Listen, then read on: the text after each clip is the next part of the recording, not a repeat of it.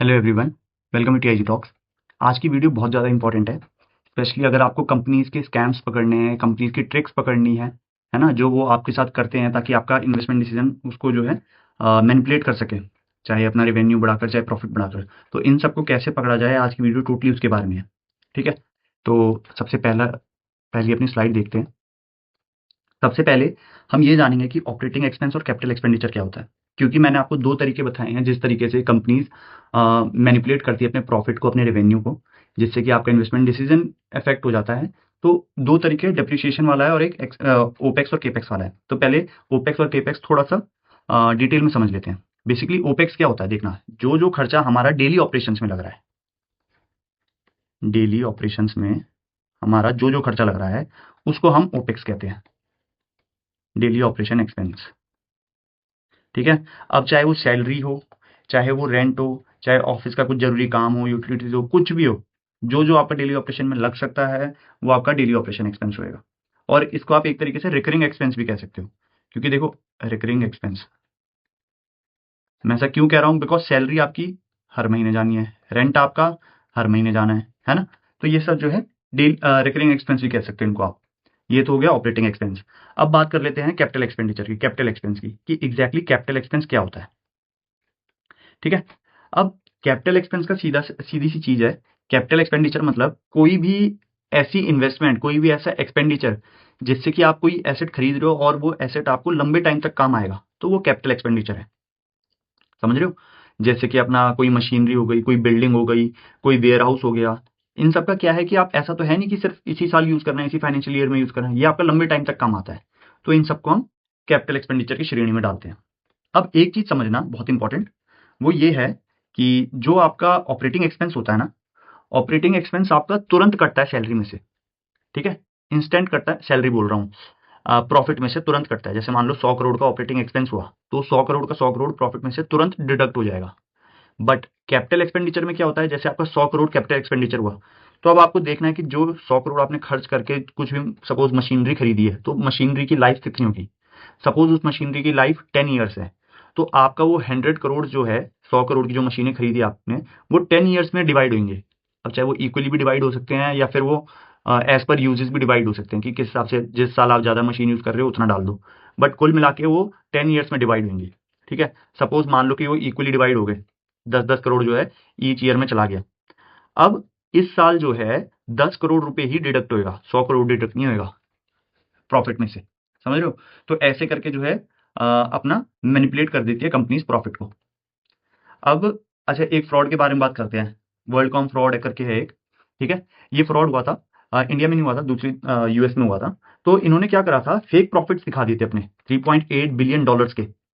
ठीक है, और कैसे, यही चीज करके इन्होंने अपना जो है ऑपरेटिंग प्रॉफिट को कैपिटल सॉरी ऑपरेटिंग एक्सपेंडिचर को कैपिटल एक्सपेंडिचर दिखा दिया था। अब जब इन्होंने अपना ऑपरेटिंग एक्सपेंडिचर को कैपिटल एक्सपेंडिचर दिखा दिया, तो ऑब्वियस ही चीज है, इनका उस पर्टिकुलर फाइनेंशियल ईयर में जो है इनका प्रॉफिट ऊपर चला गया होगा, है ना, जाना ही था ऊपर। देखो ना, कि सपोज 3.8 बिलियन डॉलर्स है। ठीक है, ये इनका असली में ऑपरेटिंग एक्सपेंस था। बट इन्होंने क्या दिखाया, इन्होंने दिखाया कि ये केपेक्स है। अब क्योंकि केपेक्स दिखा दिया, मान लिया जाए कि इन्होंने बोल दिया कि भाई इसका जो है टाइम अपना 10 साल तक चलेगा, क्योंकि डेप्रिसिएशन भी तो दिखाना होता है। तो 0.38 बिलियन डॉलर्स आ गया पर ईयर में, 10 ईयर तक। तो इस साल जो है 0.38 कटा सिर्फ।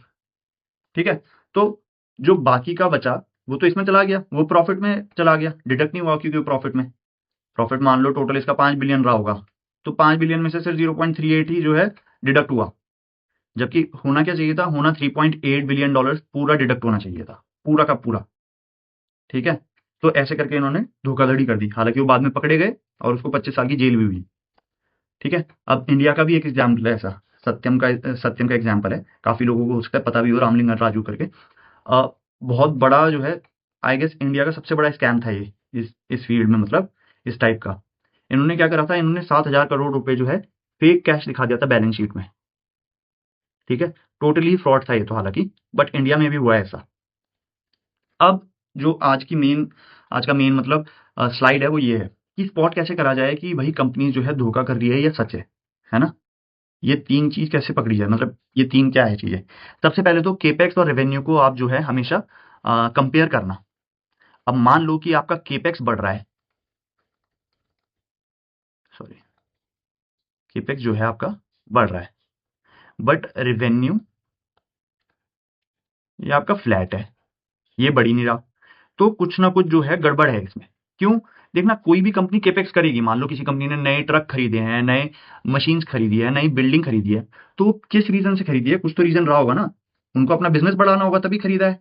जब बिजनेस बढ़ाने के लिए खरीदा है तो उसकी वजह से बिजनेस बढ़ क्यों नहीं रहा? ये सवाल आपके दिमाग में आना चाहिए। केपेक्स कोई भी कंपनी इसलिए करती है ताकि वो अपना बिजनेस बढ़ा सके, ठीक है, अपना रेवेन्यू ज्यादा कर सके। जब इन्होंने केपेक्स कर दिया, केपेक्स बढ़ गया, केपेक्स में इंक्रीज भी आ गया, पैसा लगा दिया, तो भाई रेवेन्यू रेवेन्यू स्टिल क्यों फ्लैट है, रेवेन्यू में कोई चेंजेस क्यों नहीं आ रहे? तो ये एक रेड फ्लैग है। ये एक मतलब दिक्कत वाली चीज है, आपको थोड़ा और एनालाइज करना पड़ेगा कि भाई ऐसा क्यों हो रहा है। ये पहली चीज है इसको स्पॉट करने का, पहला पहला तरीका है। दूसरा, ये यूनिवर्सल वे है, जो मैंने आपको बोला कि मतलब ये हर हर फ्रॉड पकड़ने में काम आ सकता है ये, ठीक है। ये कैश फ्लो वाली चीज मैंने आपको पिछली वीडियो में बताया था, ये कैश फ्लो वाली चीज इज द मोस्ट इंपॉर्टेंट, ठीक है।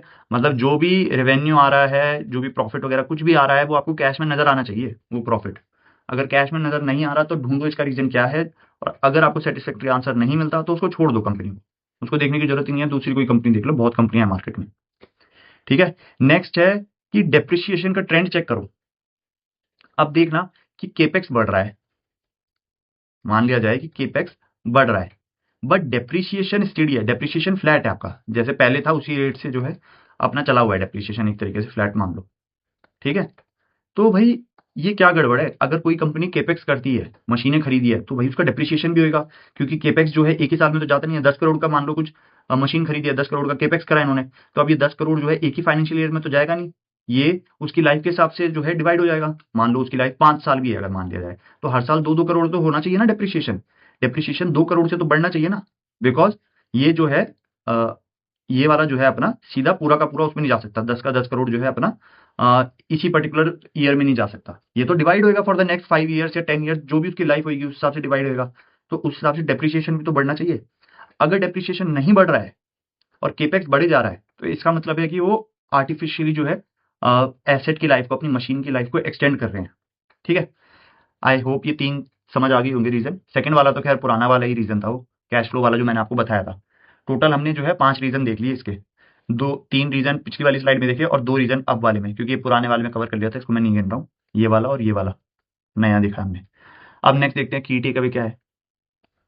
ओपेक्स और केपेक्स दोनों अलग अलग है, इसका बहुत ज्यादा ध्यान रखना, हालांकि अब ऐसा बहुत कम होता है, बट स्टिल किसी का क्या भरोसा, आपको पता होना चाहिए, चेक करना, हमेशा चेक करना, चेक करने में मिनट भी नहीं लगने इसको, ठीक है। Cash flow most honest document, क्यों? बिकॉज हार्ड नंबर है, पहले ही बोला था मैंने आपको ये, ठीक है। अब अगर फर्क आ रहा है प्रॉफिट और कैश फ्लो में, तो पूछो भाई क्यों आ रहा है फर्क। आई होप आपकी आज की वीडियो आपको पसंद आई होगी, ठीक है।